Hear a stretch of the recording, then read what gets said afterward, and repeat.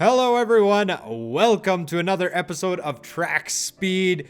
Why hasn't somebody made me an intro yet? Like a 5 to 10 second little intro. I'd love that. I would love to do it myself, but I can't be bothered with that. Oh boy, today we have an interesting topic. Better get your cheap beer ready, or even better, you might need a tall boy, or get yourself a half sack or something like that. Take the dog for a walk, get the kids tucked in.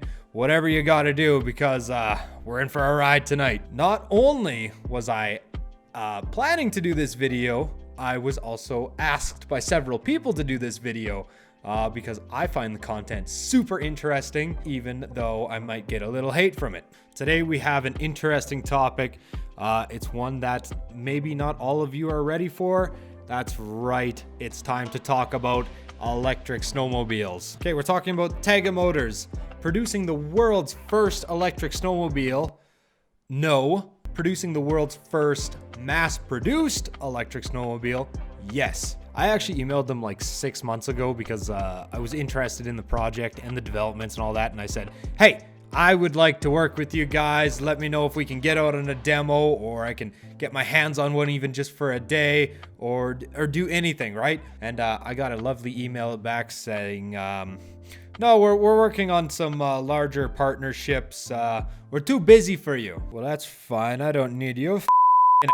I'll ride my 2014 M8. I'm just kidding, of course. Is it time for the market to have a mass-produced electric snowmobile? Absolutely. There's gonna be tons of people who are skeptics about this. I am a little skeptical myself when it comes to some areas, especially where I live. I live in Alberta.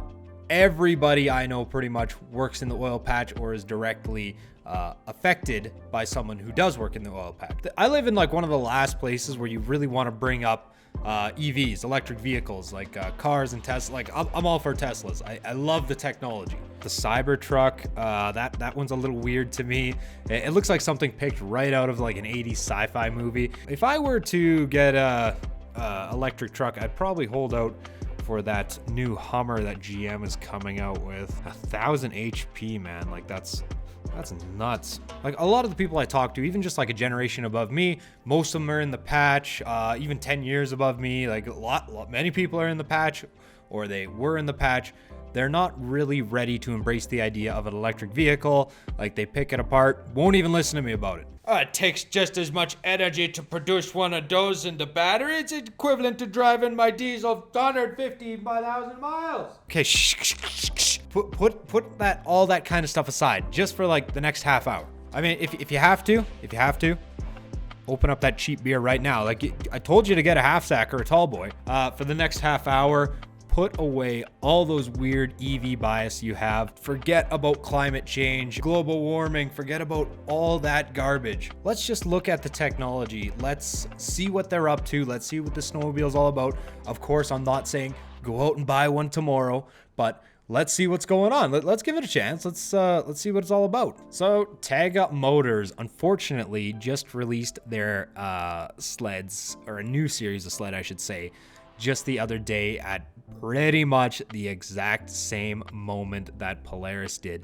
So kind of a little bit unfortunate timing for them. Kind of got overshadowed a little bit by the Polaris sleds. But let's move on. Let's start with the chassis. This is the Taiga Motors EKKO. So this is the mountain sled. Very rev looking, very G4 looking, from the headlights to the tunnel design, the way the seat is configured. I mean, it looks a lot like a G4, but it also has a lot of those qualities that you see in all EVs, the very smooth, refined shape with no real seams in the bodywork, and you definitely see that here. I mean, likely it was modeled after a Skidoo. Like it was likely they saw that and were like, okay, let's build something similar to that. Just by looking at this image, I can already just critique a few things really quick. Like, okay, these idler wheels that are on the outside for the mountain, let's bring them on the inside of the rails. Let's get that right real quick. It also looks a little wide in the front end. I wasn't actually able to find a spec on that, but looking maybe a little wide. Maybe it's just the same parts they're using in their other models. I've never actually seen one of these in person, but I have noticed that dealers for them in my area, it's a Canadian-based company. I have seen dealers for them in my direct area getting picked up. So they're starting to pop up around. I definitely hope to see one at next year's sled show in Edmonton.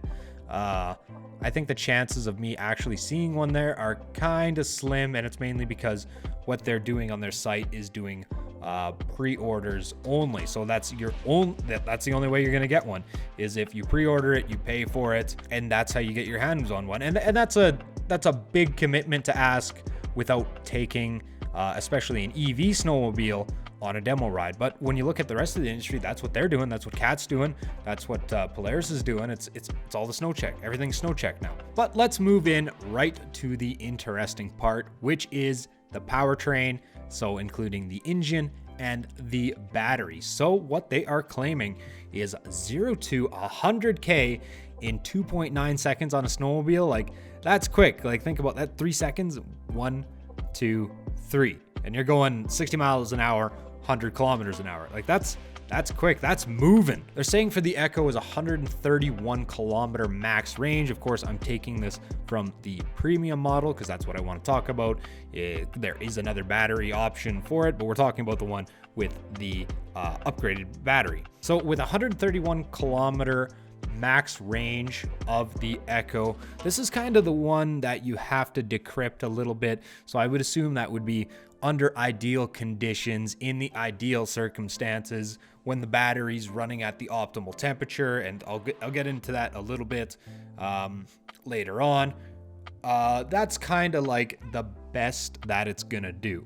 But really, 131 kilometers in a day, that's more than most of us are gonna do in a day. Like, the very little days I do more than 100 kilometers. It certainly happens, but in most days I don't do over like 80 kilometers. Like 80 kilometers is actually a long day, but 80 to 100 kilometers, that's a full day. But one of this, I guess, would be a disadvantage is that battery, you only are able to take it out for servicing. It's not something that you would just carry an extra in the truck, because if you did actually happen to kill your battery on the hill, really the best chance you'd have would be to, I guess, bring up a generator the next day, and I'll talk about charging a little more in a minute. Sticking on the drivetrain stuff, this is one of my favorite parts about an electric engine.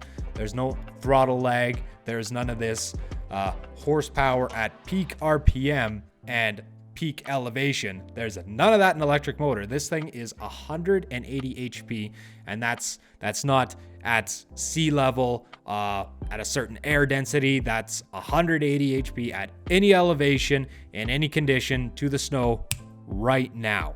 I mean, a gasoline engine just can't compete with those kind of specs. You don't have to wait for power. You don't have to wait for those clutches to spin up. You don't have to wait for it to reach that peak RPM for all your power. When you hit the throttle, it's a linear response. So if you want 180 horsepower, you jam the throttle, and that's 180 horsepower right now.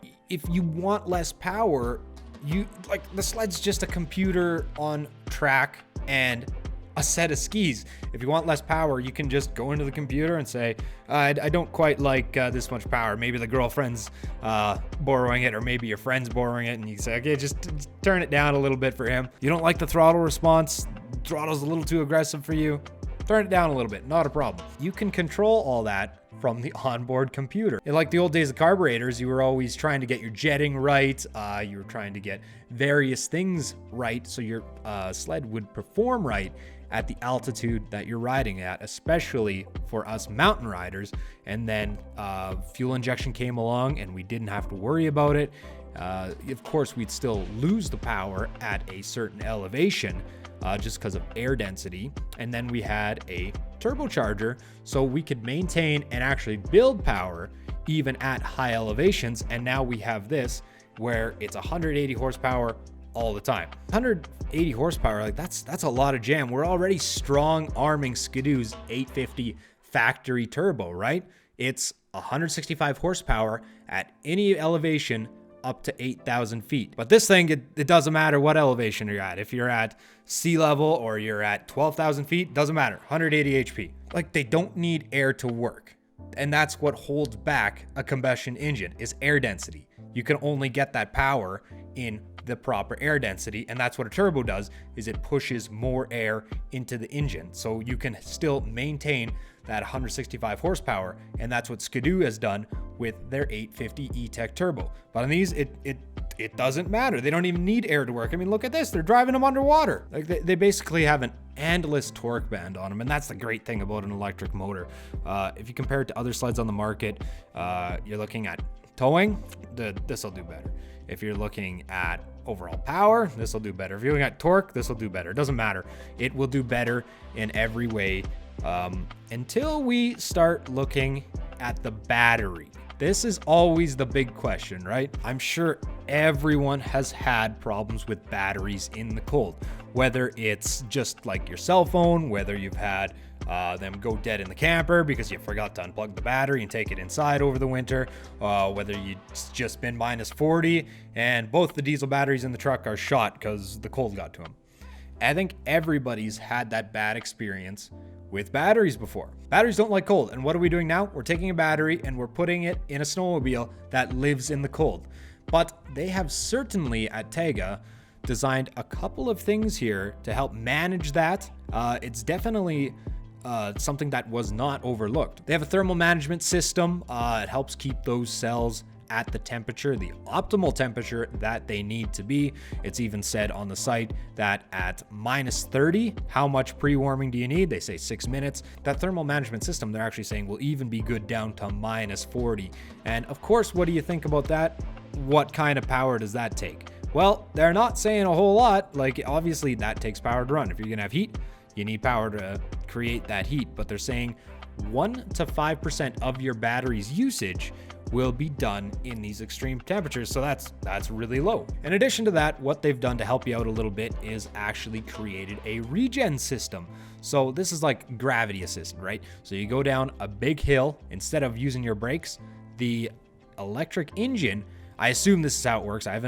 There's no information on this, but I assume that the electric engine now works as a alternator, and now you can charge your batteries up when you're going down long hills. So not a whole lot of power, but if there's any way to get a little bit back, if you're going down a long slope, like we know some of those trails, like it's downhill the whole way. It's the old Hawaiian roller coaster. Maybe you can get some power back going down that. It's like gravity assisted electricity. That's all you're getting out of it. For charging, it comes up to an 80% charge in just 20 minutes using DC power and 2 hours to fully charge on 240 AC.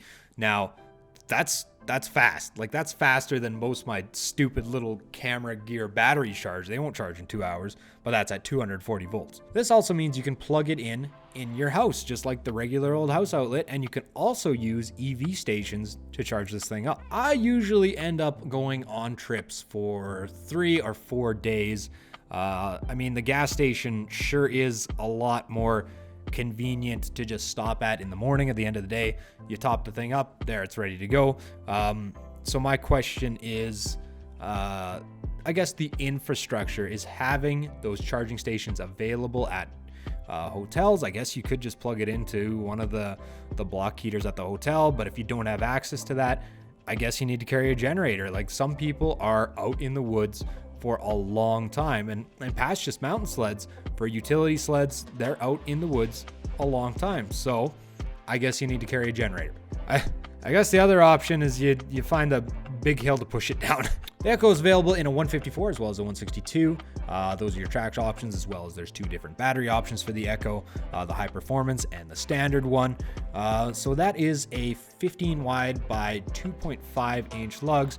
So this is just a little bit on the small side, especially if you're looking at a premium mountain sled. We're seeing like 2.8 and 3 inches. The 2.5, little bit small, but I guess at 180 horsepower, maybe it doesn't matter. I mean, at least the track is something, if you wanted, you could always upgrade. Here's one of the cool parts about this machine. It's like, get ready to do your maintenance. Here's the cool thing, is doing your maintenance. It's like, what maintenance? Change your chain case? No. Clean the clutches? No. You blew a belt? No. What's that? Like, what is there to be maintained? Like, just go ride. There's no more rebuilding engines. There's no oil to change. There's no oil to add. The only thing you may have to contend with down the road is a bad battery. But I mean, how much is a battery? Like, anybody who's ever had to replace like a battery on the golf cart, or if these will definitely be specific cells. Like, when you get ready to replace a battery, get ready to open up the pockets, because those are expensive. For the price, they're starting at 15,000 US. So I mean, we're pretty close to being in line with some of the other sleds on the market. Actually, most of the other sleds on the market. So they're not totally pricing themselves out. At least they come with a 5-year warranty on the electric powertrain. And then it says industry standard warranty for everything else. So, I mean, that would be a year. That's standard. I mean, as far as sled goes, come out of the gate strong. I mean, it's a big change, right? Like, something about jamming the throttle on an old 2-stroke, there's something just so satisfying about it. It's loud, it's clunky, it's mechanical, it shakes, it vibrates. You're setting up for a hill, and it's just satisfying when you jam that throttle. It makes a bunch of noise and it shakes, and you hold on to that thing and you fly up that mountain. Like, there's something about that that's just so satisfying. I was actually even talking to Ben on the phone today, and we were talking about this just a little bit. And he said, and if I needed to get one of those things one day, I'd have to put a vroom box on it.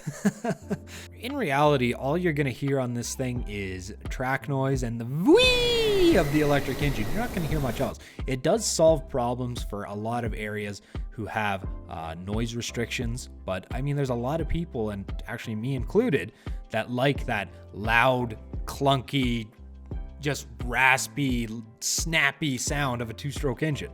I mean, like, what do we do otherwise? Like, what kind of engine do we go to? A 5-stroke engine?